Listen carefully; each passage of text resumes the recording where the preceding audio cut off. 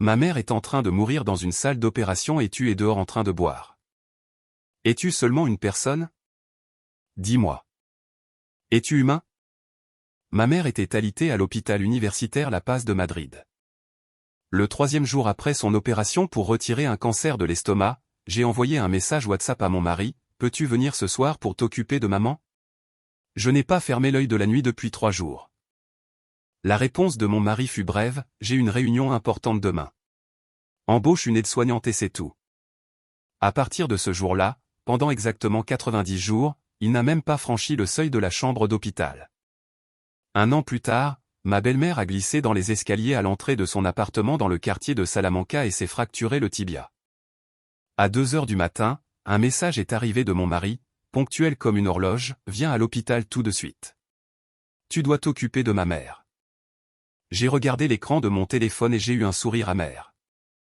Je lui ai répondu par une seule phrase. C'était la phrase que, depuis 1 an, elle répétait chaque soir avant de s'endormir comme un mantra. Avant de commencer l'histoire principale, si vous pouviez vous abonner et aimer, ce serait d'une grande aide. D'accord, alors écoutez attentivement. Quand j'ai reçu cet appel, j'étais dans la salle de pause du bureau en train de préparer un café au lait à la machine, un de ceux qui viennent en sachet et qui sont si sucrés qu'ils vous font mal aux dents. Le bruit de la tige en plastique raclant le fond du gobelet en carton était net. Cependant, au moment où j'ai entendu ces mots, les résultats de la biopsie n'étaient pas bons. Ce bruit quotidien m'a percé les oreilles comme un poignard. Je parle bien à Madame Sofia Reyes. Je vous appelle de l'hôpital central de Madrid, du service digestif. La voix de l'infirmière était sereine, d'un calme entraîné. Plus tard, j'ai compris qu'ils passent des dizaines d'appels comme celui-là chaque jour pour annoncer des malheurs à quelqu'un, pour eux, cela fait simplement partie de leur travail. Nous avons les résultats de la biopsie de votre mère, Madame Pilar Soto. Le rapport de pathologie révèle la présence d'un adénocarcinome peu différencié dans l'antre gastrique. Elle doit être hospitalisée dès que possible pour des tests supplémentaires et pour planifier l'opération. Adénocarcinome. Ces 2 mots, comme des morceaux de glace tranchants, ont traversé l'écouteur, se sont frayés un chemin dans mon oreille, sont descendus dans mon œsophage et ont atterri avec un bruit sourd au centre de mon estomac.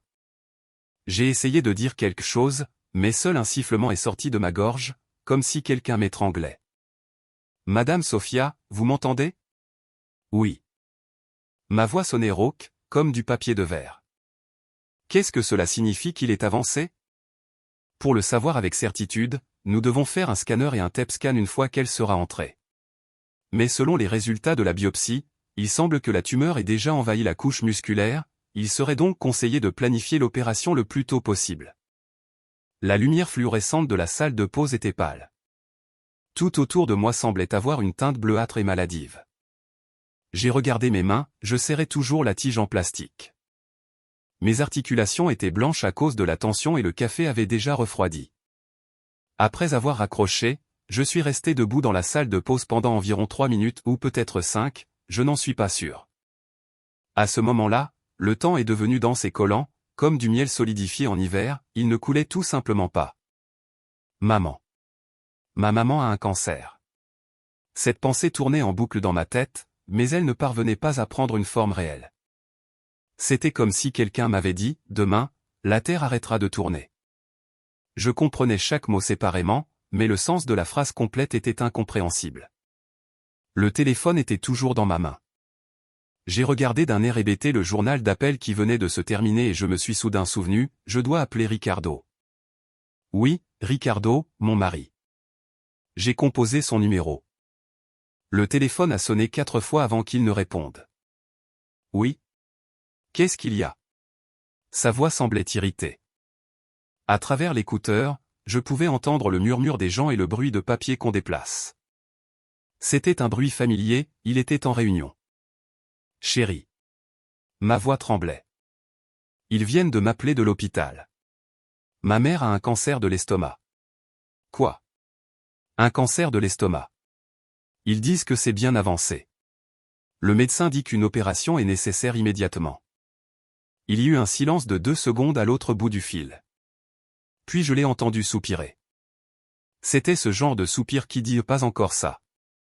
D'accord, occupe-toi de ça pour le moment, mais je suis en pleine réunion. Tu sais que c'est important. On en reparle plus tard. Clic. L'appel fut coupé. J'ai fixé les mots « appel terminé » sur l'écran du téléphone portable. Mon esprit s'est vidé. Durée de l'appel, 47 secondes. Le fait que ma mère ait un cancer ne valait que 47 secondes dans l'agenda de mon mari. La porte de la salle de pause s'est ouverte. C'était Laura, une collègue du département des finances. Elle est entrée avec son thermos et s'est arrêtée en me voyant. « Chef, vous avez une sale tête. Vous vous sentez mal ? » Ce n'est rien d'important. Une réponse mécanique est sortie de ma bouche, seulement un peu étourdie. J'ai versé le café froid dans l'évier, rincé le verre et quitté la pièce. De retour à ma place, j'ai allumé le moniteur. Il y avait un fichier Excel ouvert, le rapport d'analyse des coûts du dernier trimestre. Les chiffres qui s'entassaient dans les cellules blanches ressemblaient à un essaim de milliers de fourmis. Je l'ai fixé pendant 30 secondes, mais je ne pouvais pas lire une seule lettre. J'ai attrapé mon sac et je suis allé vers le bureau de mon patron. Une urgence familiale est survenue. Mon patron m'a jeté un regard en biais. Il l'a probablement deviné à la couleur de mon visage. Il a hoché la tête sans poser de questions.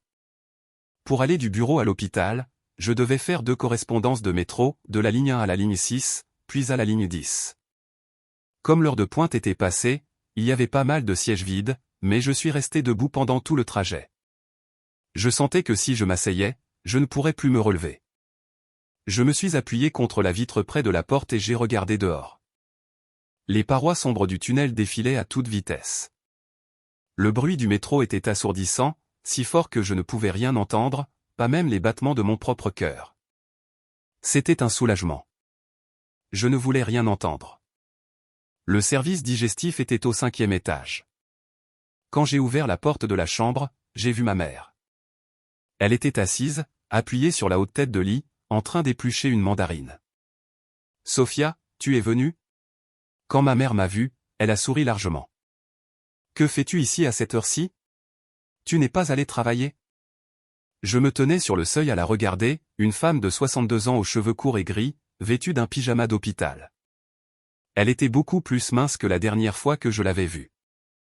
Ses pommettes étaient saillantes et sa peau paraissait terne. Et pourtant, elle souriait comme si de rien n'était, comme si elle n'était venue que pour un petit contrôle. « As-tu parlé au médecin ?» Je me suis approché et je me suis assise à côté d'elle sur le lit. « Ouais. » Ma mère a continué d'éplucher la mandarine la tête baissée. Le bout de ses doigts était taché d'orange. « Ils disent que j'ai quelque chose dans l'estomac, qu'ils doivent juste l'enlever et c'est tout. »« Maman, ça va ?» Ma mère m'a interrompu, me tendant la mandarine épluchée. La médecine moderne est une merveille. Une opération et c'est fini. Regarde la dame de l'apothicaire dans le lit d'à côté, elle a été opérée l'année dernière et maintenant elle va très bien. L'odeur d'agrumes de la mandarine a envahi mes narines, une odeur si fraîche qu'elle fait mal. J'ai accepté la mandarine. Elle était froide dans ma paume. Ne pleure pas. Ma mère m'a caressé la tête comme quand j'étais enfant. À 35 ans et pleurer pour un rien. Quelle honte. Je ne pleurais pas, mais je ne pouvais pas empêcher mes yeux de chauffer. C'est quand l'opération ? Ils doivent faire un scanner et d'autres tests pour fixer la date. Je suppose que ce sera la semaine prochaine. Ma mère l'a dit avec le même naturel qu'elle dirait qu'elle va au marché la semaine prochaine. J'ai commencé à faire des calculs mentaux, admission, test, opération, convalescence. Elle devra être hospitalisée pendant au moins 1 mois. Qui s'occupera d'elle ? Et le travail ? Et les frais d'hospitalisation ? Sophia. Ma mère a soudain baissé la voix. Oui. Ne le dis pas à Ricardo. Je l'ai regardé, perplexe. Quoi ? Ne pas dire à sa famille que je suis malade ? Ma mère évitait mon regard, jouant avec la demi-mandarine qui lui restait dans la main. S'ils la prennent, cela ne t'apportera que des problèmes. Ils penseront que ta famille est un fardeau et ils te mépriseront. Maman, qu'est-ce que tu dis ? Écoute-moi. Je sais tout. La voix de ma mère s'est évanouie, si faible qu'elle se perdait presque dans le ronflement du climatiseur de la pièce. Je sais que cette famille te traite durement. Tu crois que je ne le remarque pas ? Je ne savais pas quoi dire. J'avais une boule dans la gorge. Ma mère le savait. Bien que je n'ai jamais dit un mot, elle savait tout. Et pourtant, chaque fois que j'allais la voir, elle remplissait mes sacs d'huile d'olive de son village, de conserves maison et de légumes secs, toutes ces choses précieuses qui finiraient par pourrir dans un coin du réfrigérateur de mes beaux-parents avant de finir à la poubelle. Je peux me débrouiller seul. Ne demande pas de jour de congé et continue d'aller travailler. Ce soir-là, je suis rentré à la maison par le dernier train. Quand j'ai ouvert la porte, le salon était sombre. Seule la télévision était allumée. Dans une émission comique, le public a éclaté de rire. Ricardo était allongé sur le canapé en train de regarder son téléphone portable. La lumière bleuâtre de l'écran clignotait sur son visage. « Tu es arrivé ?» a-t-il demandé, sans se retourner pour me regarder. « Oui. »« Tu as dîné ?» ?»« Oui. » J'ai menti. Depuis le café que j'avais laissé inachevé à l'heure du déjeuner, je n'avais même pas bu une gorgée d'eau. Mais je n'avais pas envie de donner des explications. J'ai mis mes pantoufles et je suis allé dans la chambre pour déposer mon sac. Mon mari n'a pas demandé comment allait ma mère. Il n'a pas posé de questions sur les résultats des tests ou la date de l'opération. Rien, comme si cet appel de 47 secondes n'avait jamais eu lieu. Je me suis assise sur le bord du lit et j'ai regardé la photo de notre mariage accrochée au mur. Nous étions là, il y a 7 ans, moi à 28 ans et lui à 30. Avec le voile, je souriais de façon rayonnante et, grâce aux retouches photos, on aurait dit que tout mon corps dégageait de la lumière. À cette époque, je croyais vraiment avoir trouvé un homme bon. Ricardo, chef de projet dans une grande entreprise de construction avec un salaire de 60 000 € par an, résidant à Madrid depuis toujours avec un bon travail et des parents ayant une retraite sûre. Ils avaient acheté l'appartement dans le quartier de Salamanca avec un prêt, mais ils disaient que sa valeur était garantie par son bon emplacement. Ma belle-mère semblait aussi amicale au début. Elle avait l'habitude de me prendre la main et de me dire « Notre Sophia est si correcte et capable. » Je pensais qu'en me mariant, je trouverais la stabilité, que je serais heureuse. Les rires enregistrés de l'équipe de télévision continuaient de provenir du salon. Ce son me rendait folle. La première chute de neige de l'hiver est tombée sur Madrid le jour de l'opération de ma mère. J'ai quitté la maison à 5 heures du matin. Mon mari dormait couvert jusqu'à la tête, ses ronflements étaient rythmés et bruyants. Quand j'ai mis mes chaussures à l'entrée, j'ai marché sur la pointe des pieds. Je ne savais pas pourquoi, même dans cette situation, je m'inquiétais de le réveiller, mais l'habitude est une chose puissante. La station de métro était déserte. Quelques agents de nettoyage portant des gilets fluorescents frottaient le sol du quai. Je me suis tenu derrière la ligne de sécurité jaune et j'ai regardé dans l'obscurité du tunnel. L'opération était à 8 heures du matin. Je suis arrivé à l'hôpital vers 6h30 et ma mère était déjà réveillée. L'infirmière lui avait dit qu'elle devait être à jeûne pendant 8 heures avant l'opération et l'avait seulement autorisée à s'humidifier les lèvres avec de l'eau. « Pourquoi es-tu venu si tôt ?» Ma mère m'a regardé d'un air de reproche. « Il neige beaucoup dehors. »« Non, il vient juste de commencer à neiger. »« Et pourquoi es-tu si peu vêtu ?» Ma mère a touché la manche de mon anorak. « Tes mains sont comme des icebergs. As-tu pris ton petit déjeuner ? » Oui, j'ai mangé. J'ai menti à nouveau. À 7h30, une infirmière est venue lui mettre sa chemise d'hôpital. Avec sa robe nouée avec des rubans dans le dos, ma mère paraissait incroyablement petite. J'ai arrangé ses cheveux et je lui ai mis la charlotte chirurgicale bleue jetable. Parmi ses cheveux gris clairsemés, j'ai vu des taches de vieillesse sur son cuir chevelu. C'est là que j'ai réalisé que ma mère avait vieilli. Pendant que j'étais occupé par le travail, à essayer de plaire à ma belle-mère et à faire semblant d'être heureuse, ma mère avait vieilli seule dans le silence. À 7h45, un brancardier est arrivé. Ils ont mis ma mère sur un brancard et l'ont emmenée vers l'ascenseur. J'ai serré sa main fermement à ses côtés. C'était une main rugueuse et sèche. « Ne t'inquiète pas, c'est elle qui m'a réconforté. Je vais faire une sieste et quand je me réveillerai, tout sera fini. » J'attendais dehors, devant la lourde porte en acier de la salle d'opération au sous-sol, avant que le voyant rouge de l'opération ne s'allume. L'accompagnateur doit attendre ici. J'ai lâché sa main. Ma mère m'a regardé et a souri. C'était l'expression d'un enfant effrayé qui sourit contre sa volonté pour ne pas se faire gronder. La porte s'est refermée avec un bruit sourd. Je suis resté seul dans le couloir. La petite fenêtre de la porte était sombre. L'air chaud qui sortait des conduits du plafond était sec. Le couloir était long et désolé, des murs vert pâle, un sol gris et une rangée de chaises en plastique orange le long du mur. Je me suis assise dans un coin. La chaise était dure et froide. J'ai serré mes genoux l'un contre l'autre et j'ai serré mon sac contre ma poitrine. Sur le mur d'en face, le petit bonhomme vert du panneau de sortie de secours courait sans s'arrêter. Le temps a commencé à s'étirer comme du chewing-gum. 8h, 8h30, 9h. Personne ne sortait. J'ai sorti mon téléphone et j'ai ouvert la conversation WhatsApp avec Ricardo. Le dernier message était le mien, de la veille au soir, maman se fait opérer demain, donc je ne pourrai pas préparer le dîner. Il avait répondu par un bref d'accord. J'ai fixé cette réponse indifférente jusqu'à ce que l'écran s'éteigne. 9h40. La porte de la salle d'opération s'est ouverte et un médecin portant un masque est sorti. Membre de la famille de Madame Pilar Soto? Oui, c'est moi. L'opération s'est bien passée. La voix du médecin était calme. La tumeur était un peu plus grosse que prévu, nous avons donc dû retirer les 2/3 de l'estomac. Heureusement, nous n'avons pas trouvé de métastase. Elle est maintenant en salle de réveil. Elle montera dans la chambre dans environ 1 heure. Merci. Merci beaucoup. Je me suis incliné à plusieurs reprises. Je me suis cogné le genou contre un pied de chaise et cela m'a fait mal, mais je ne l'ai même pas remarqué.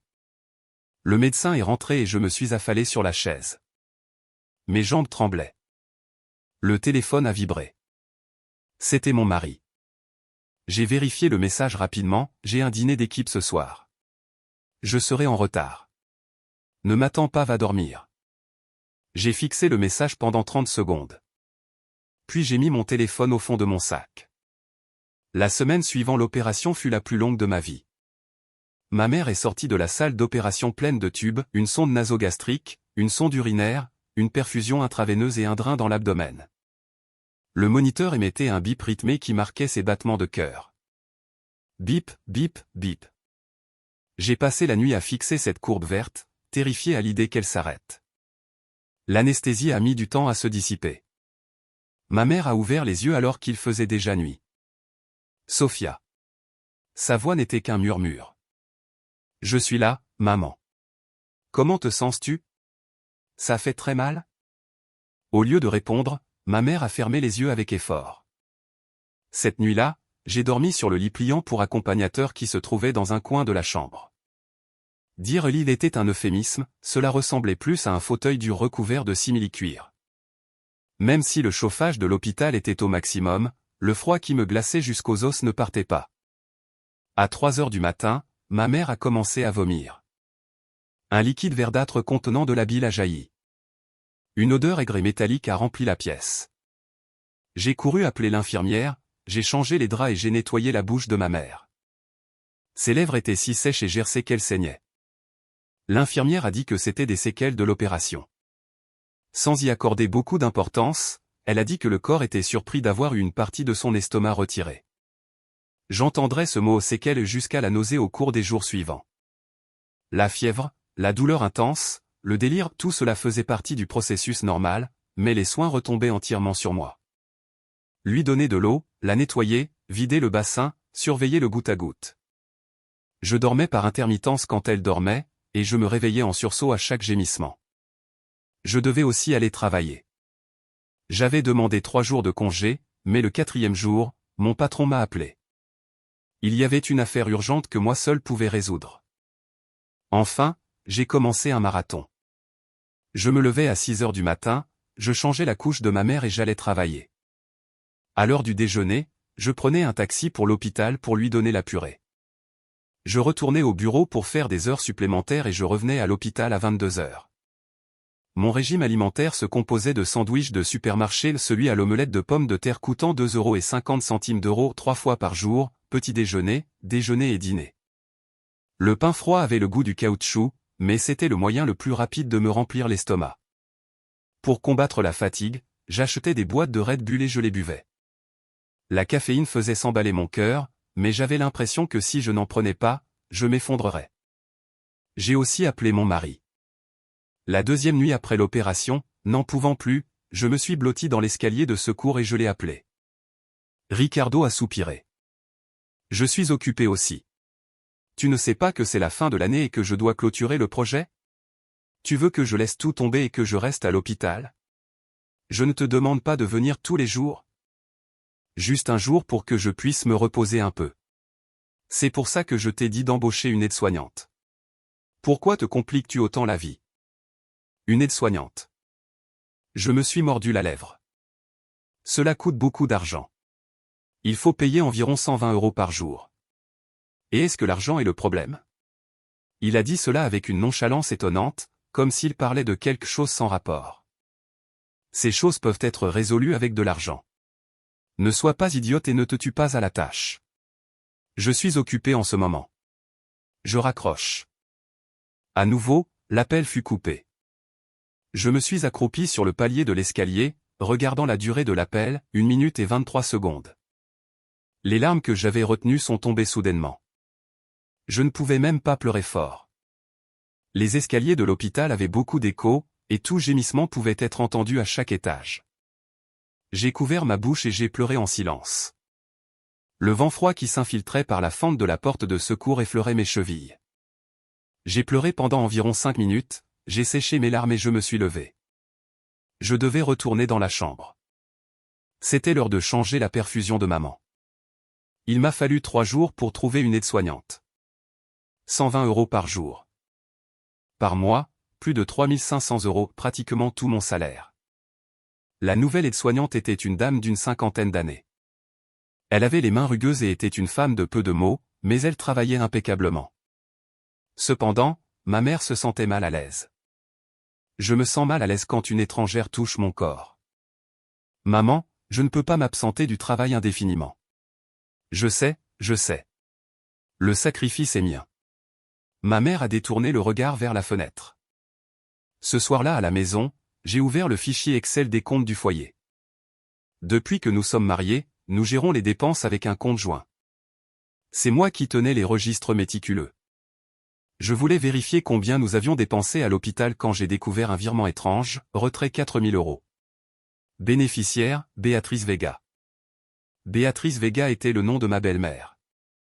La description disait, cadeau pour maman de la part d'un fils qu'il aime. La date était celle d'il y a 3 jours, le 2e jour après l'opération de ma mère. Le jour même où moi, pleurant dans les escaliers de l'hôpital, je l'avais appelé et il m'avait crié d'utiliser l'argent pour embaucher une aide-soignante. Ce même jour, il donnait 4000 € à sa mère. J'ai fixé l'écran. Mes yeux brûlaient. 4000 €. L'argent pour lequel je m'inquiétais pour payer l'aide-soignante, un montant supérieur à mon salaire mensuel, il l'avait donné à sa mère sans plus de cérémonie sous prétexte d'être un bon fils. À 23 h, mon mari est arrivé sentant l'alcool. « Tu n'es pas allé te coucher ?» a-t-il dit, desserrant sa cravate et s'affalant sur le canapé. « Donne-moi de l'eau, j'ai soif. » Je n'ai pas bougé. « Chérie, tu ne m'entends pas ?» Je l'ai regardé. Sourcils épais, nez droit. Quand nous sortions ensemble, je le trouvais très beau. Maintenant, il m'était complètement étranger. « Ricardo » ma voix sonnait trop calme. « Pourquoi as-tu envoyé 4000 € à ta mère ce mois-ci ?» Il s'est arrêté et a froncé les sourcils. « Qu'est-ce qui se passe? Tu vérifies les comptes? Quel est le problème avec un fils qui donne un peu d'argent à sa mère? Je ne dis pas que c'est mal, mais tu connais notre situation. Les frais d'hôpital de maman, l'aide-soignante. Et, Sophia. Elle s'est redressée et m'a fixé. Les dépenses de ta mère sont les affaires de ta famille. L'argent que je donne à ma mère est mon affaire personnelle. Pourquoi mélanges-tu les choses? Pourquoi es-tu devenue si calculatrice ces derniers temps? Calculatrice. J'ai laissé échapper un rire incrédule. En d'autres termes, la maladie de ma mère est le problème de quelqu'un d'autre, mais donner de l'argent à la tienne est un acte d'amour filial? Ne parle pas comme ça. Quand me suis-je plaint des problèmes de ta famille? Si tu as besoin d'argent, demande-le, mais ne viens pas me voir avec ça. Il a soupiré, est allé au frigo, a pris une canette de bière et l'a ouverte. Le son fut sec. D'accord, n'en parlons plus. Je suis allé dans la chambre et j'ai fermé la porte. Cette nuit-là, mon mari a dormi sur le canapé du salon. C'était la première fois que nous dormions séparément en 7 ans de mariage. 40 jours après l'opération, c'était le réveillon de Noël. J'étais à l'hôpital en train de donner de la purée de pommes de terre à ma mère. L'aide-soignante était aussi partie dans sa ville natale pour les vacances et avait pris sa journée. Sophia. Ma mère, après avoir mangé un demi-bol, a secoué la tête. Aujourd'hui, c'est le réveillon de Noël. Tu devrais aller avec tes beaux-parents. À ce moment-là, le téléphone portable a sonné. C'était ma belle-mère. Dites-moi, belle-maman. Oui, Sophia, quand viens-tu? Nous avons une montagne de fruits de mer à préparer et tu n'as toujours pas pointé le bout de ton nez. La voix de ma belle-mère était pleine d'irritation. Belle-maman, je suis désolé, je ne peux pas venir. L'aide-soignante de ma mère a pris son jour aujourd'hui et je dois rester. Quoi? Sa voix est montée d'un octave. Elle ne peut pas manger sa soupe toute seule pour que tu doives rester collé à elle? Le réveillon de Noël n'arrive qu'une fois par an et tu te fiches de tes beaux-parents. Ma mère vient d'être opérée et peut à peine bouger. Ne me donne pas d'excuses. Tu as toujours fait passer ta famille en premier, et maintenant tu n'essaies même plus de cacher ton mépris pour nous. À travers l'écouteur, j'ai entendu la voix de mon mari, maman dit qu'elle ne vient pas. Oui, il dit qu'il ne vient pas avec l'excuse de sa mère. Oh, et dire que j'ai accepté une belle-fille pareille. Ma belle-mère a fait claquer sa langue pour que je puisse bien l'entendre. Si la famille de la femme est humble, au moins la fille devrait être intelligente, mais elle est inutile. Pauvre Ricardo. Tuc. Elle a raccroché. J'ai regardé par la fenêtre. Parce que c'était le réveillon de Noël, le ciel était cruellement clair et bleu. Au loin, on pouvait voir la silhouette des 4 tours. C'était ta belle-mère, ah. Demandait ma mère avec prudence. Oui. J'ai forcé un sourire. Ce n'était rien d'important. Elle demandait juste comment tu allais. Sophia, ma mère, a couvert le dos de ma main avec la sienne, dans laquelle elle tenait la perfusion. J'ai senti ses os fins. Ne te fâche pas avec tes beaux-parents à cause de moi. Ils disent que lorsqu'une femme se marie, elle doit se consacrer à sa nouvelle famille. Maman, s'il te plaît, ne dis pas ces choses-là. Je me suis énervé et j'ai élevé la voix. Tu es plus importante. Quoi d'autre? Un peu de fruits de mer? Les yeux de ma mère ont rougi. Ce réveillon de Noël, mon mari a probablement ri à gorge déployée chez ses parents, mangeant des crevettes et de l'agneau rôti. J'ai mangé une salade toute prête du supermarché à côté de mon lit d'hôpital. Ma mère est sortie de l'hôpital le 87e jour après l'opération. C'était fin décembre et un vent glacial me cinglait le visage. J'ai fait mes bagages tôt le matin, articles de toilette, serviettes et quelques vieilles baskets. Les pantoufles de ma mère avaient les talons complètement usés. J'ai reçu un message WhatsApp de mon mari, je passe par ici aujourd'hui. Je vais vous chercher. Le soleil doit se lever à l'ouest, ai-je pensé. J'ai répondu par un d'accord. À 10 heures du matin, la berline noire de mon mari est arrivée à l'entrée de l'hôpital. Les feux de détresse clignotaient. Je me suis approché en poussant le fauteuil roulant. Mon mari était assis sur le siège du conducteur en train de regarder son téléphone portable. Il ne semblait pas avoir l'intention de sortir pour aider avec les bagages ou ouvrir la porte. Avec difficulté, j'ai mis les valises dans le coffre et j'ai aidé ma mère à s'asseoir sur le siège arrière. Elle haletait, épuisée. Dès que nous sommes montés dans la voiture, mon mari a dit, il y a une boîte là derrière. Maman dit que c'est pour la tienne. Sur le tapis de sol du siège arrière se trouvait une boîte cadeau. Cela ressemblait à un coffret gourmand. Sur le dessus de la boîte se trouvait un post-it jaune. L'écriture de ma belle-mère était ferme et pointue, rétablis-toi vite et ne cause plus d'ennui à notre Sophia. J'ai fixé la note. Ne lui cause plus d'ennui. Ne sois pas un fardeau. La voiture a mis 20 minutes pour atteindre l'immeuble de ma mère, un vieil immeuble de 5 étages sans ascenseur. Quand nous sommes arrivés, mon mari n'a même pas coupé le moteur. Je suis pressé, je ne peux pas monter. D'accord. J'ai aidé ma mère à sortir. Elle a trébuché et s'est appuyée contre le cadre de la porte pour se soutenir. Je me suis retourné pour sortir les bagages du coffre. Vroom. La voiture a démarré.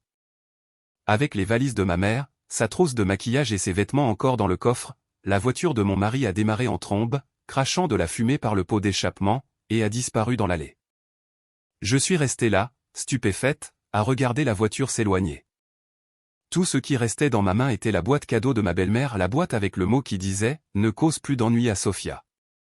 Sophia, qu'est-ce qui se passe a appelé ma mère d'une voix faible. Rien, ce n'est rien. J'ai serré les dents. J'ai aidé ma mère à monter les escaliers. Nous devions nous arrêter à chaque étage parce qu'elle s'essoufflait. Il nous a fallu 10 minutes pour atteindre le 5e. Une fois à la maison, j'ai mis ma mère au lit et je suis allé à la cuisine pour un verre d'eau. Mes mains tremblaient. Il était parti sans même descendre les valises. Il se moquait complètement de savoir comment ma mère monterait les escaliers ou ce que nous ferions des bagages. Ce soir-là, quand je suis rentré dans mon appartement du quartier de Salamanca, j'ai allumé mon ordinateur portable et j'ai créé un nouveau fichier Excel. Titre du fichier, collecte de preuves pour une demande de divorce. Première feuille, datée du 15 septembre 2025. Incident, refus d'aider aux soins de ma mère. Le jour de l'opération. Preuve, capture de l'historique d'appel de 47 secondes. Note, excuse d'une réunion importante.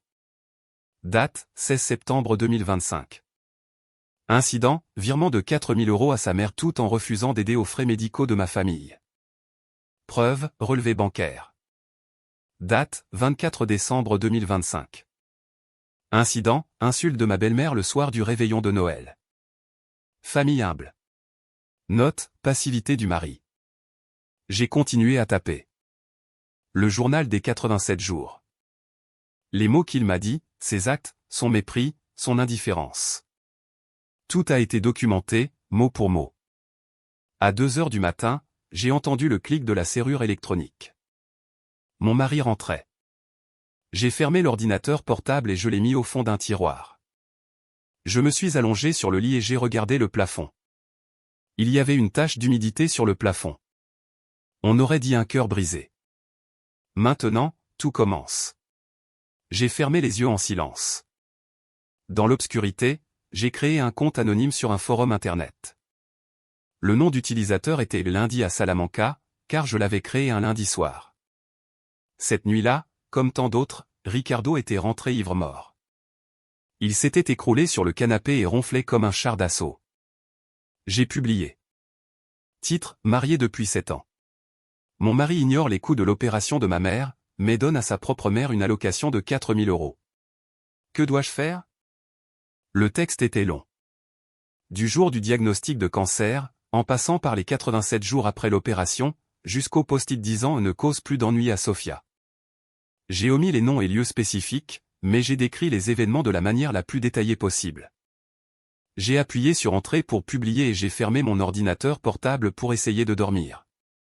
Le lendemain matin, quand j'ai vérifié le forum, la section des commentaires avait explosé.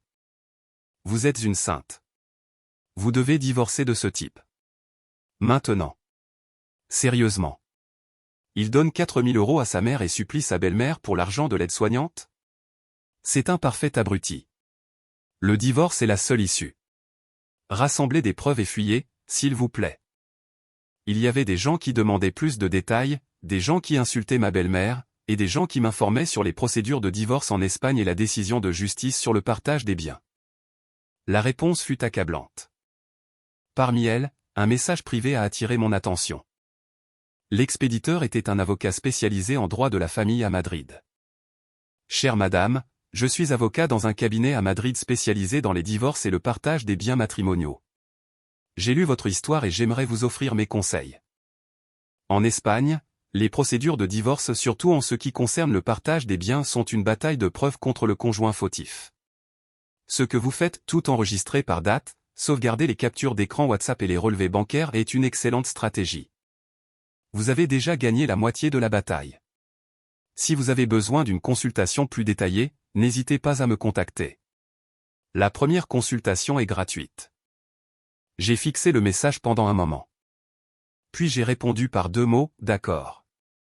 3 mois plus tard, j'ai commencé à organiser sérieusement les comptes et les dossiers financiers. À ce moment-là, 6 mois s'étaient écoulés depuis que ma mère était sortie de l'hôpital. Bien que je doive faire attention à sa nourriture car elle n'avait plus qu'un tiers d'estomac, sa santé s'était considérablement améliorée. Le week-end, j'allais chez elle pour faire ses courses, cuisiner pour elle et lui tenir compagnie. Ricardo ne s'en souciait pas, ou pour être plus précise, il n'était pas du tout intéressé. Si tu le veux, c'est bien. De toute façon, ce n'est pas comme si tu faisais grand-chose à la maison, disait-il avec dédain. Je ne répondais pas. Ce soir-là, dans mon fichier Excel, en compilant les preuves, j'ai commencé à enquêter sur autre chose, les relevés bancaires de notre compte joint pour les 3 dernières années. Ricardo n'était pas du genre à regarder ces choses-là. Il ne se souvenait même pas du mot de passe de l'application bancaire, il me demandait toujours de le réinitialiser. Il était le genre d'homme qui pensait que les vrais hommes ne se soucient pas de telles futilités. J'ai téléchargé toutes les transactions des 3 dernières années, je les ai converties en PDF et je les ai examinées page par page. C'est alors que j'ai trouvé un transfert suspect, 17 mars 2024, 40 000 €, bénéficiaire Clara Vega. Concept, soutien familial. Clara était la sœur de Ricardo, ma belle-sœur. 40 000 € n'était pas une petite somme. J'ai fait un calcul rapide, 40 000 € représentaient presque mon salaire annuel. Cette somme énorme provenait de notre compte joint, mais je ne me souvenais pas avoir effectué ce transfert. Soutien familial ? Quelle affaire de famille nécessitait 40 000 €?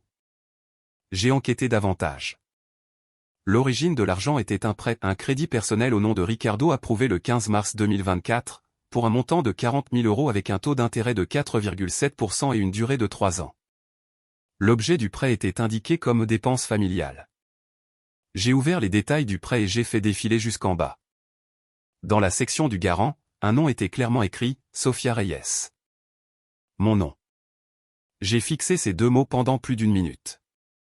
Je n'avais jamais signé comme garante pour aucun prêt, jamais. Il était impossible que je l'ai oublié.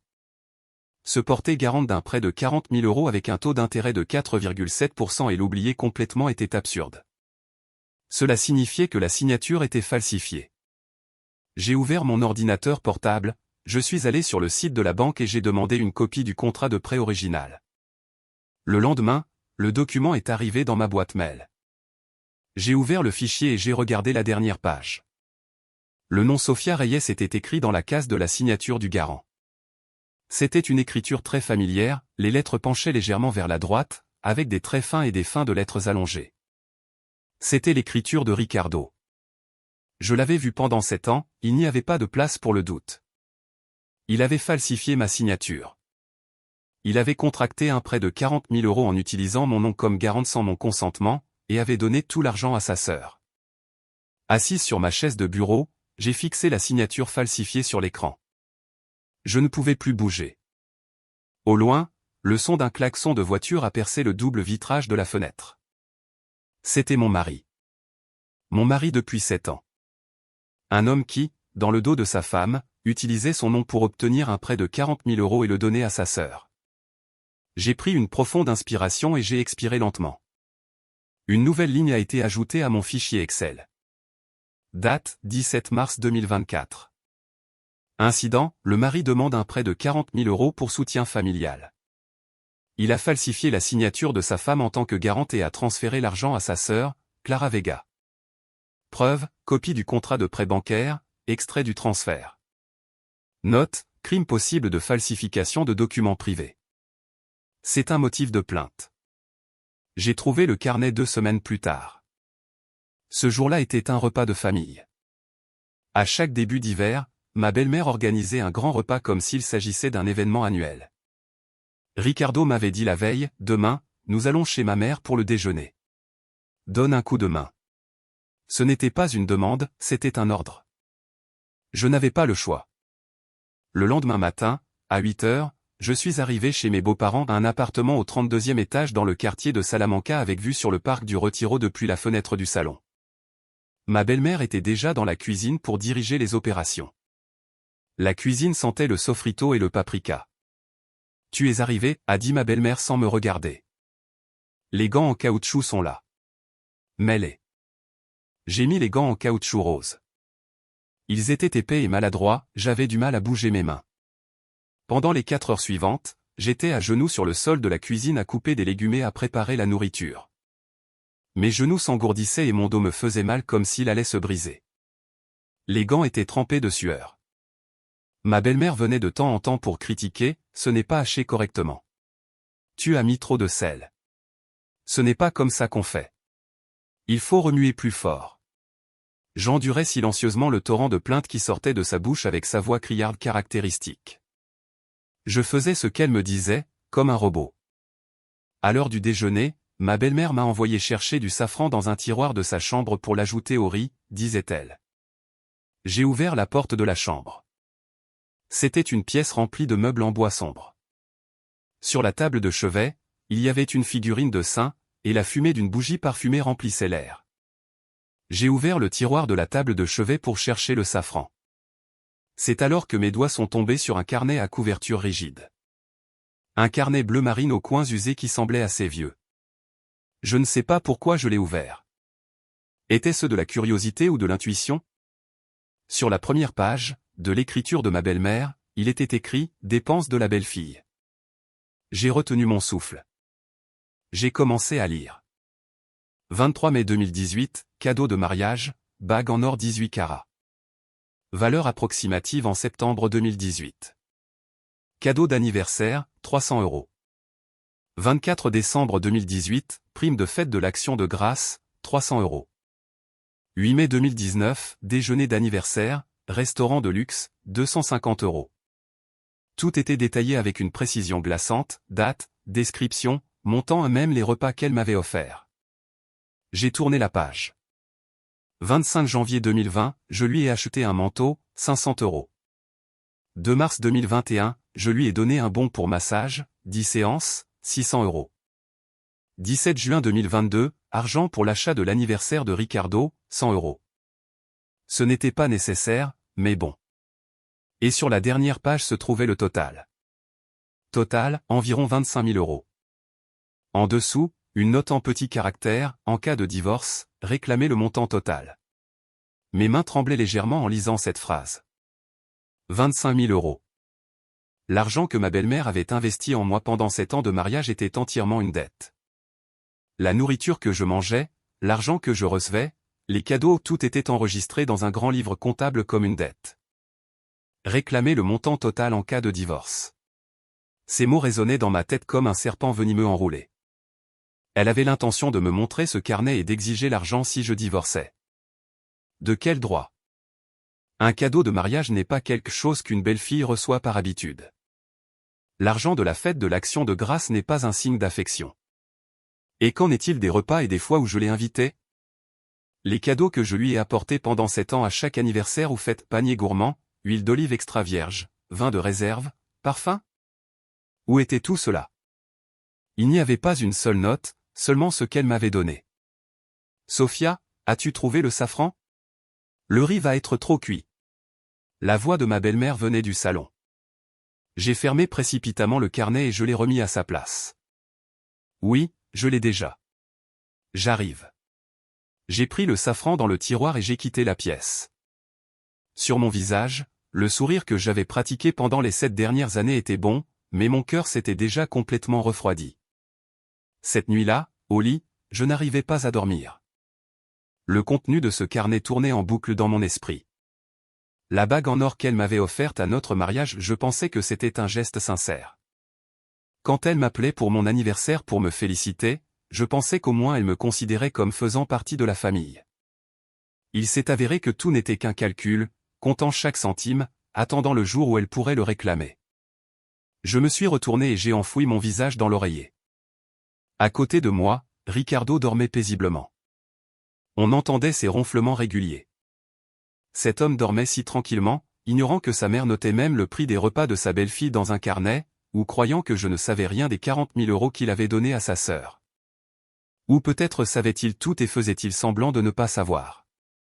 Y avait-il une vérité dans cette maison? Au cours du mois suivant, j'ai fouillé la maison. L'excuse était un nettoyage général et une organisation, mais en réalité, je cherchais des preuves. J'ai ouvert tous les tiroirs et vérifié chaque dossier. Puis, au fond du coffre-fort du bureau, j'ai trouvé le contrat de mariage, l'accord que ma belle-mère avait insisté pour que nous signions avant le mariage. À l'époque, je ne connaissais pas grand-chose au sujet et je pensais que c'était juste une formalité. Ricardo m'avait aussi dit, ma mère exagère un peu, c'est juste un morceau de papier. Ne t'inquiète pas et signe-le. J'ai sorti le document et je l'ai relu, mot par mot.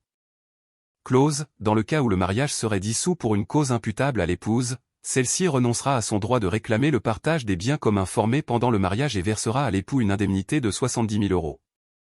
Mes yeux se sont ouverts. Cause imputable à l'épouse. Qu'est-ce que cela signifiait?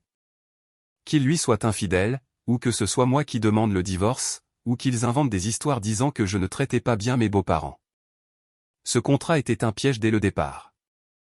Je ne savais pas si cette clause aurait une validité juridique, mais une chose était claire, je ne pouvais leur donner aucune raison de l'utiliser contre moi. Au contraire, je devais faire en sorte qu'ils portent la responsabilité. À l'intérieur du coffre-fort se trouvaient d'autres documents, une copie de l'acte de l'appartement, des polices d'assurance et une vieille enveloppe jaune. Je l'ai ouverte. À l'intérieur se trouvaient plusieurs feuilles imprimées avec une conversation WhatsApp. La date était 2017, un an avant notre mariage. C'était une conversation entre Ricardo et une femme. Le visage de la femme sur la photo de profil me semblait familier. En regardant de plus près, mon cœur a raté un bond. Véronica, l'amie qui nous avait présenté, une collègue de Ricardo, et membre de la même équipe de projet. La fille qui m'avait présenté à Ricardo lors d'un dîner d'entreprise avant que nous ne nous marions. Nous l'avions même invitée à un dîner coûteux pour la remercier. La conversation se déroulait ainsi. Ricardo, Véronica, penses-tu vraiment que c'est correct? Véronica, n'as-tu pas voulu épouser une fille décente et modeste? Sophia est parfaite. Sa famille est normale, pas ambitieuse. Elle semble facile à gérer. Ricardo, et toi, Véronica? Véronica, je suis là, un point c'est tout. Le mariage est le mariage et nous sommes nous. Ricardo, Véronica, tu ne me fais pas confiance? Véronica, bien sûr, Ricardo. Eh bien, fais ce que je te dis. Ta mère sera heureuse. Je serai à l'aise. Tu seras bien. Nous gagnons tous. Ricardo, d'accord, je ferai ce que tu dis. Pendant que je lisais, un bourdonnement a résonné dans ma tête. Qu'est-ce que c'était que ça? Tout n'était qu'un montage, commençant un an avant le mariage.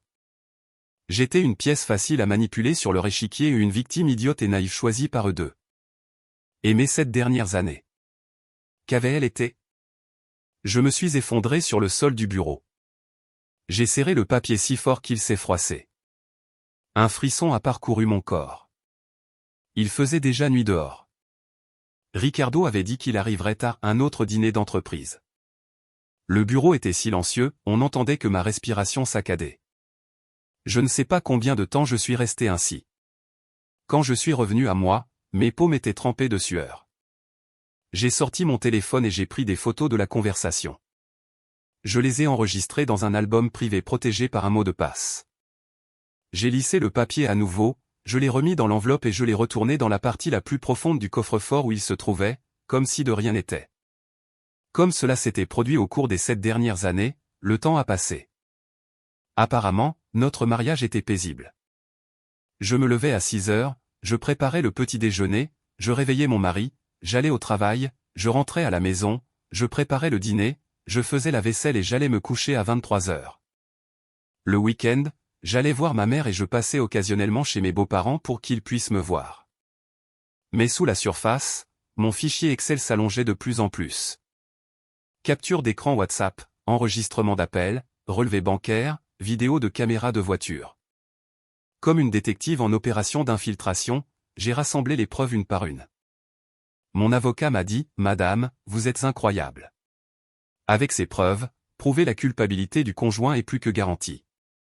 Vous aurez une position très avantageuse dans le partage des biens. J'ai demandé, le prêt avec ma signature falsifiée peut-il être signalé à la police? Bien sûr, c'est un crime de falsification de documents privés.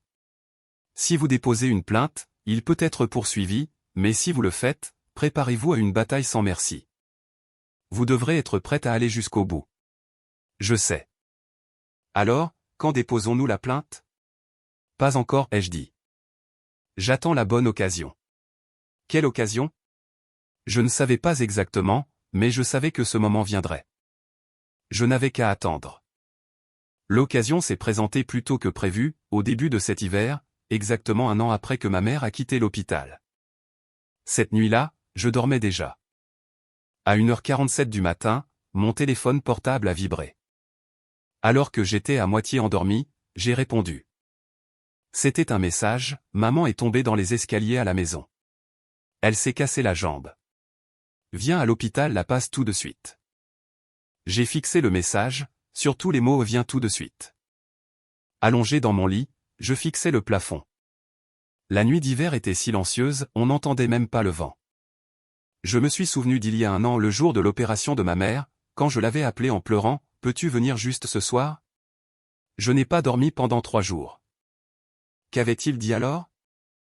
Pendant 90 jours, il ne s'est pas présenté à l'hôpital, et maintenant, parce que sa mère s'était blessée, il m'ordonnait de venir en courant. Dans l'obscurité, un sourire s'est lentement dessiné sur mon visage. J'ai repris mon téléphone. J'ai ouvert l'application de notes. Là, enregistrée, se trouvait la phrase que j'avais lue chaque nuit depuis 1 an avant de m'endormir. Je l'ai copiée et collée dans la fenêtre de discussion WhatsApp. Envoyé, chérie, tu te souviens quand ma mère était hospitalisée pendant 90 jours et que tu disais que tu étais très occupé? Eh bien, je le suis maintenant aussi. Je suis très occupé à préparer les papiers du divorce. Oh, et au fait, le bureau du procureur est très intéressé par ce prêt que tu as obtenu en falsifiant ma signature. Envoyé. La double coche bleue est apparue. L'indicateur de saisie est apparu, il a clignoté pendant 3 secondes et a disparu. Il est réapparu, a clignoté pendant 5 secondes et a disparu à nouveau. Et puis il n'y a plus eu de réponse.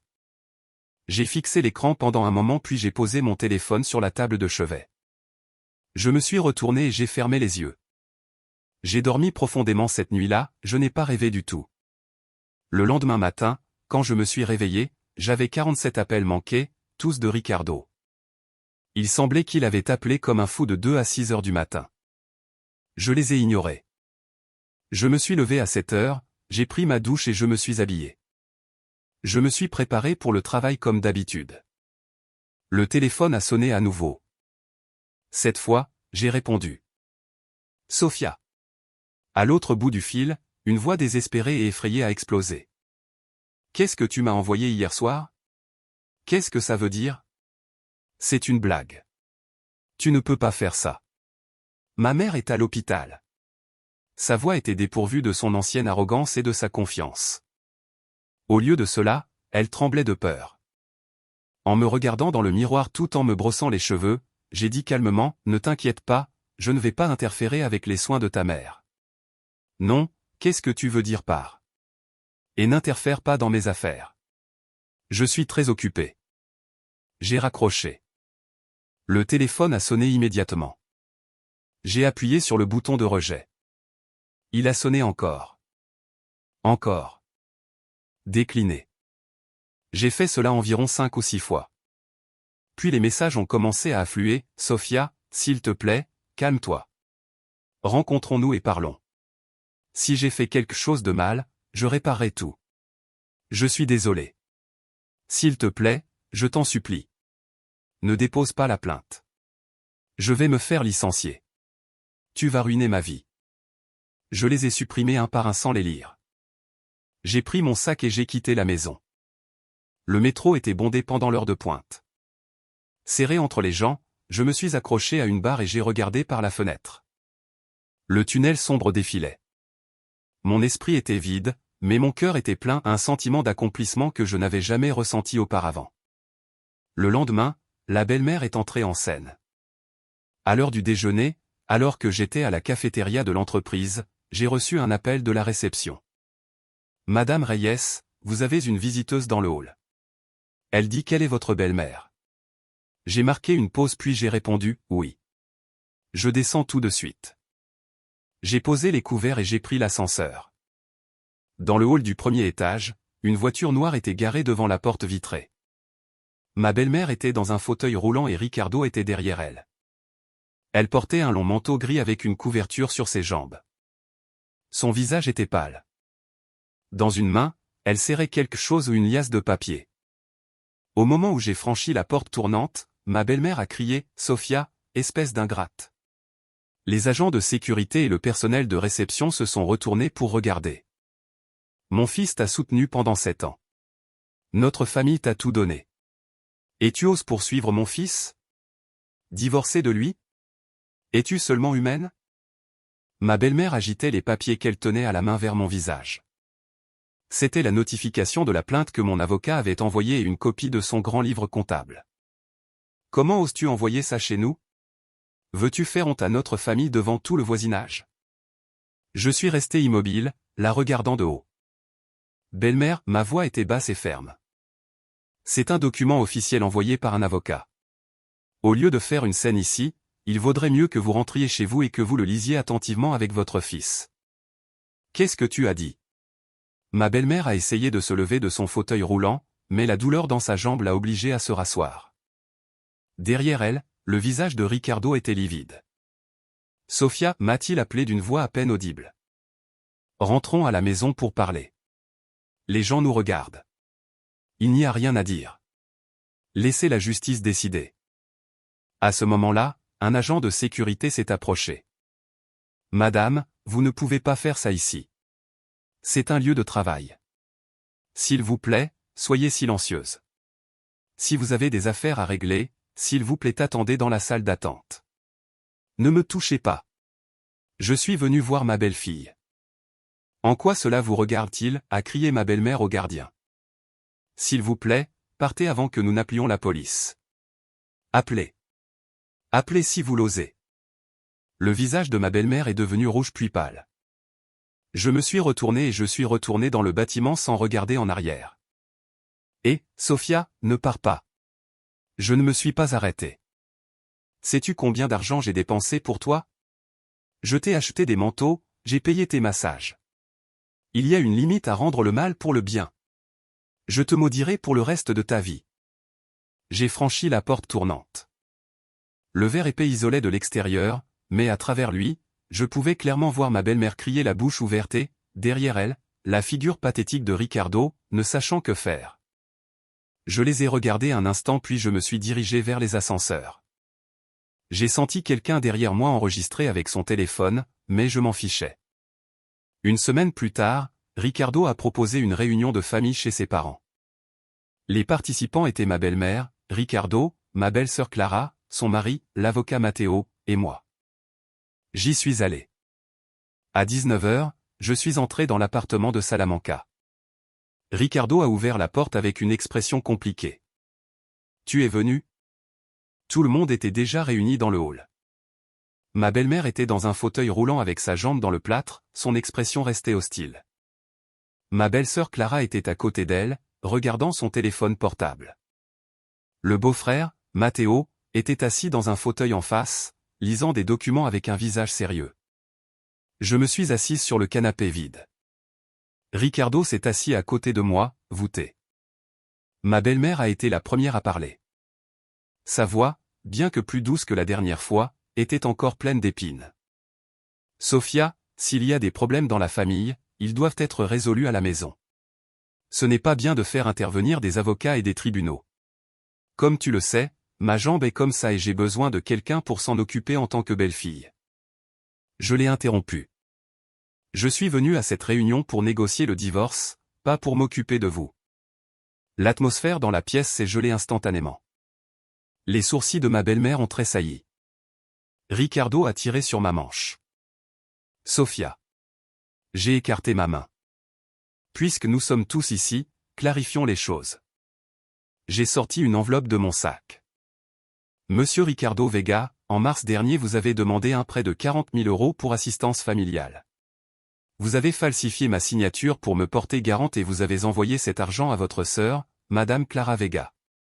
Quelqu'un peut-il m'expliquer cela? J'ai jeté le relevé bancaire et la copie du contrat de prêt sur la table. Le visage de ma belle-sœur Clara est devenu blanc comme un linge. L'avocat Matteo a froncé les sourcils et a ramassé les papiers.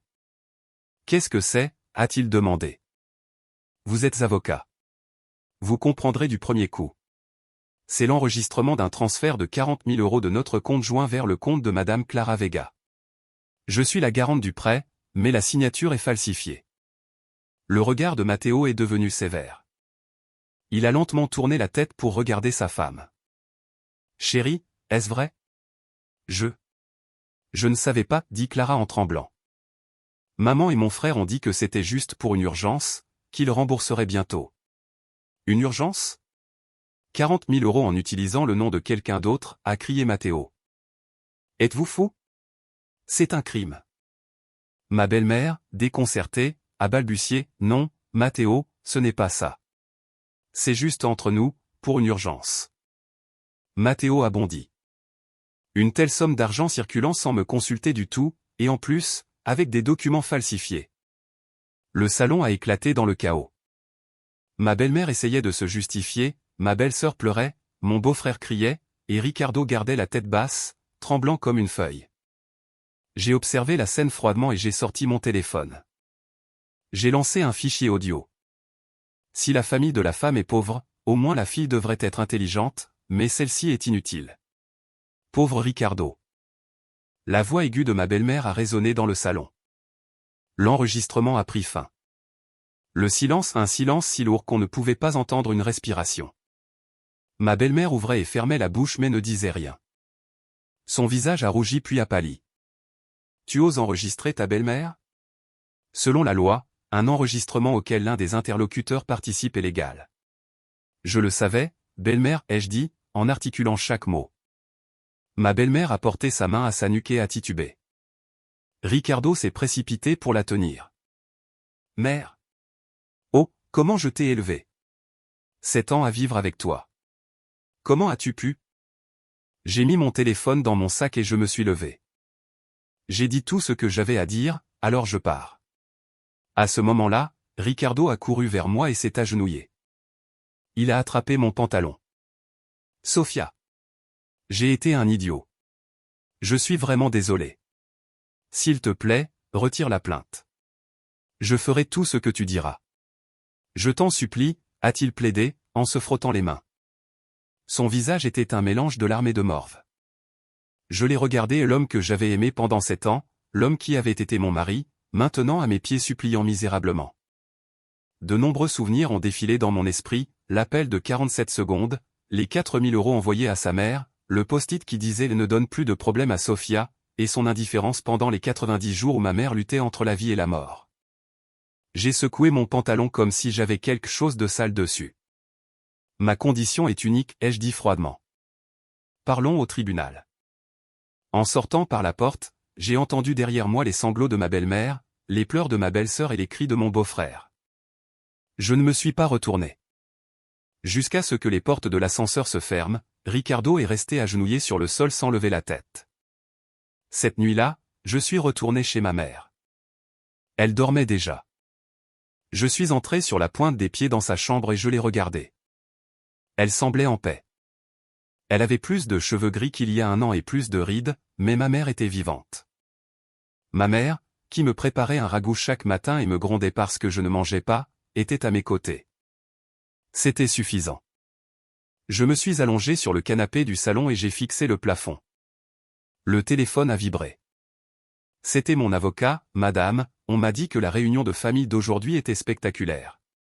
L'autre partie présentera bientôt une offre. Ne vous inquiétez pas. Avec les preuves que nous avons, la victoire est à nous. J'ai souri en lisant le message. Le ciel nocturne de Madrid était couvert d'un brouillard qui ne permettait pas de voir une seule étoile, mais j'avais le sentiment que demain il serait dégagé. Les événements ultérieurs se sont déroulés avec une rapidité surprenante. Juste après la réunion de famille ce soir-là, le beau-frère Matteo a annoncé son divorce à ce moment précis. Il a déposé une demande de divorce contre Clara pour dissimulation de dettes prémaritales et complicité de falsification de documents privés, précisant que les 40 000 € étaient sa dette personnelle. Clara a crié que tout cela avait été l'idée de sa mère et de son frère, mais ce fut en vain. Ma belle-mère, sous le choc, a subi un pic de tension artérielle à 180 et a dû être hospitalisée. On m'a dit que Ricardo vivait un enfer, sous la pression de sa mère et de sa sœur. La famille Vega s'est complètement effondrée. Je n'avais plus qu'à attendre. 6 mois plus tard, le verdict est tombé. Le tribunal a reconnu la falsification de documents, la dissimulation de biens et la culpabilité de l'époux. J'ai reçu 65% des biens matrimoniaux acquis pendant le mariage et une pension compensatoire supplémentaire de 50 000 euros. Il a été prouvé que j'avais payé la plus grande partie de l'hypothèque de l'appartement du quartier de Salamanca, dont ma belle-mère était si fière, il est donc devenu ma propriété. Ricardo a fait appel, mais le résultat en deuxième instance a été le même. Le jour où j'ai reçu le verdict final était un après-midi de printemps ensoleillé.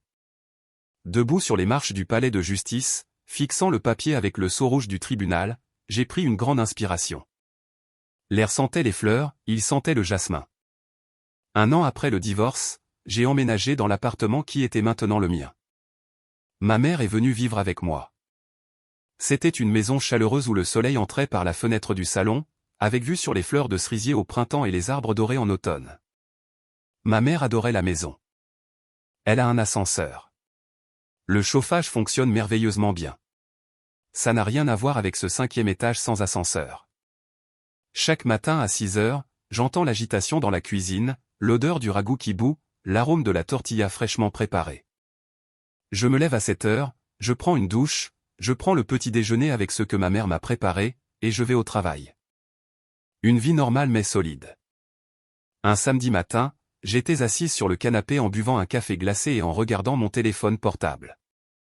Un nouveau message est apparu sur un forum que j'avais l'habitude de fréquenter, intitulé « Vous souvenez-vous de l'histoire de cette belle fille qui s'est vengée ? Je me demande ce qu'elle est devenue. » J'ai cliqué et j'ai vu des centaines de commentaires. Waouh! Je m'en souviens. C'était un énorme succès sur le forum. A-t-elle fini par divorcer? J'ai lu quelque part qu'elle l'avait fait et qu'elle avait gardé la maison. Une vengeance digne d'un film. Et qu'est-ce qui est arrivé au mari? En parcourant les commentaires, l'un d'eux, récent, a attiré mon attention, je sais cela par une connaissance. Le gars a été licencié. Il avait un casier judiciaire pour falsification de documents. Dans une grande entreprise, on te met dehors. Maintenant, il est endetté jusqu'au cou et vit dans un sous-sol à Rétafé. C'est bien fait pour lui. Un sous-sol. Un sous-sol à Rétafé. Je me suis souvenu de ce que ma belle-mère avait dit la première fois que j'étais allé chez elle, mon Ricardo a été élevé dans le luxe. Il ne pourrait pas vivre dans un sous-sol ou un grenier. Et dire que son fils, si hautain, vivait maintenant dans un sous-sol aux odeurs d'humidité. Quel culot! Que dirait ma belle-mère si elle savait? J'ai posé mon téléphone et j'ai pris une gorgée de café. Le bruit des glaçons qui s'entrechoquaient était joyeux. Le goût amer du café m'a éclairci la bouche. Ma mère m'a appelé depuis la cuisine, « Sophia, le ragoût est prêt. Viens manger. » J'arrive. Je me suis levé et je suis allé à la cuisine. Le soleil illuminait le parquet du salon, et j'ai vu le dos de ma mère dans son tablier. Les feuilles de la plante poteau que nous avions près de la fenêtre brillaient d'un vert éclatant. Je m'arrêtai un instant pour contempler la scène. C'est ma vie, une vie sans mari, sans belle-mère, sans registre, sans regard méprisant. Juste ma mère et moi et notre foyer chaleureux. C'est suffisant. Parfois, je pense à Ricardo, ce n'est pas de la nostalgie, c'est juste que, comme en regardant un vieil album photo, des souvenirs du passé reviennent parfois à l'esprit. Selon les rumeurs, il a essayé de fréquenter plusieurs femmes, mais toutes les relations ont échoué. Sa mère, avec sa jambe cassée, a des escarres à force d'être restée au lit toute l'année, et les soignants ne restent jamais longtemps. Ma belle-sœur a fini divorcée et sans un sou, vivant à crédit chez ses parents. L'illustre famille végane n'est plus qu'une coquille vide. Une nuit, j'ai reçu un appel d'un numéro inconnu. J'ai répondu, mais personne n'a parlé, juste une respiration lourdée, en arrière-plan, le murmure d'un bar. On aurait dit que quelqu'un d'ivre avait composé un numéro qu'il n'osait pas supprimer. J'ai raccroché sans dire un mot. Le lendemain, j'ai eu plusieurs autres appels manqués, mais je les ai impitoyablement ajoutés à ma liste de blocage. Après cela, ils n'ont plus jamais rappelé. Et 1 an plus tard, par un week-end de printemps ensoleillé, j'étais appuyé contre le canapé, regardant par la fenêtre et buvant du café. Quelqu'un avait encore posté sur le forum, « Comment va cette belle fille vengeresse maintenant ?» J'ai souri en lisant la question et j'ai éteint l'écran. Dehors, les oiseaux chantaient. C'était le printemps.